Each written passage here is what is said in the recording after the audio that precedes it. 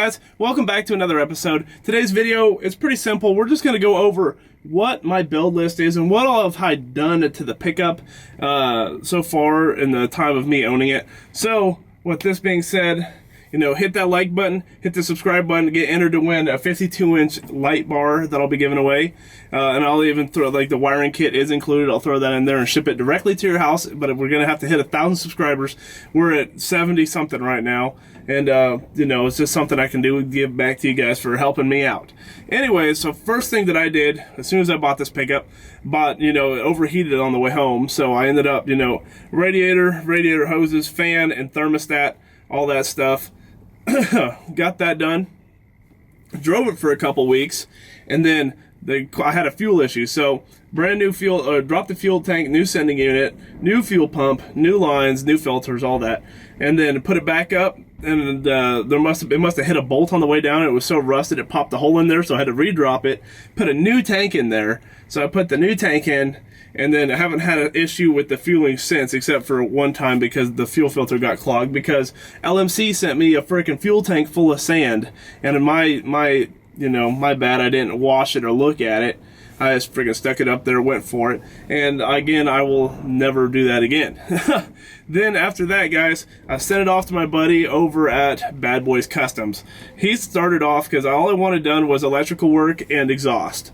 So he did both of those things for me, and then a first startup, he went ahead and started it up for me over the phone, and you could hear a very significant knock coming from the engine. Anyways, we rebuilt that. I can go ahead and throw some clips in right here of what that engine actually looked like. It was disgusting, guys. It was bad. I don't know how it even got down there because I drove it down there, and then I don't even know how. Because that timing chain, you could almost touch it in the middle between the gears there.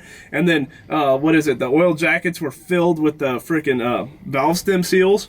They were all corroded and bad. I'll throw video in there so you guys can see it.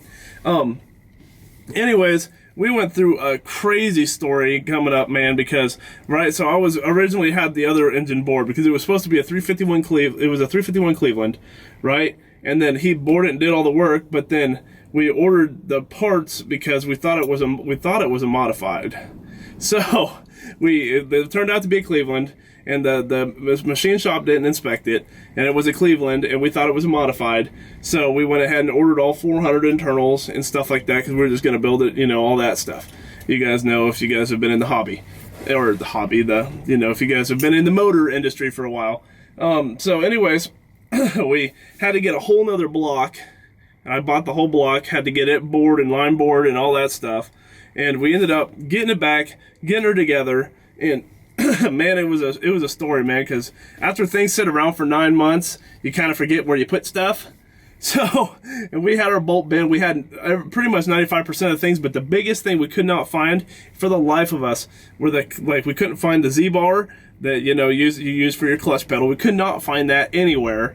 We couldn't find our clutch bolts, you know, like the grade 8 cat bolts. That's what we ended up using. We had a welder friend that had his truck out there, and he actually had some that would work.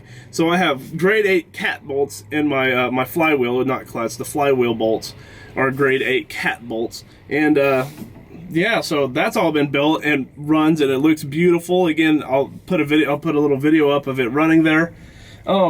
We put in a brand new stereo here. And again, it's in the glove box. I still haven't mounted it.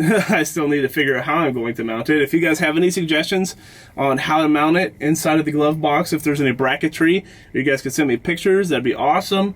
Take any advice you guys have because, again, I'm new to this.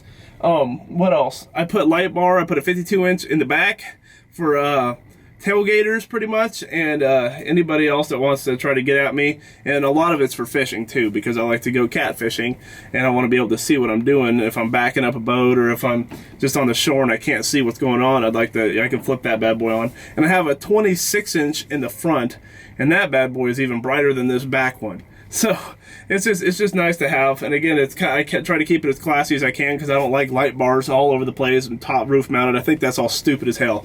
But we have our water temp gauge that I've done and oil pressure gauge in here. They're not, the water temp's professionally mounted, but the oil temp is definitely not. What else have I done here? I've done all the drive line and axles and all that stuff has been redone. There's literally the only thing I need left to do on this whole pickup is the bed. The floor pan is not even, the floor pan's not that bad. I just had, there's like one spot with some holes in it that I've already covered. I just took a license plate and drilled holes and then pop riveted it. It's no big deal. And then cab corners. That's the only thing I really have to do. And then yeah, as far as everything else goes, I think it's pretty awesome. Hopefully you guys enjoyed the little clips that I have there. And maybe if this wind dies, I'll show you guys a little bit around the pickup.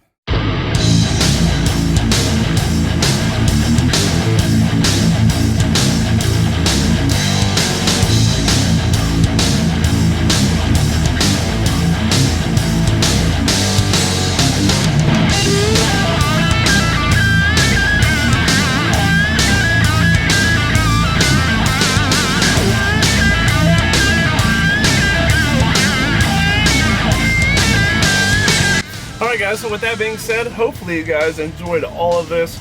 Again, hit that subscribe button, get entered to win that 52-inch light bar with the wiring kit included, and I will see you in the next freaking episode. Thank you guys so much for watching. Peace.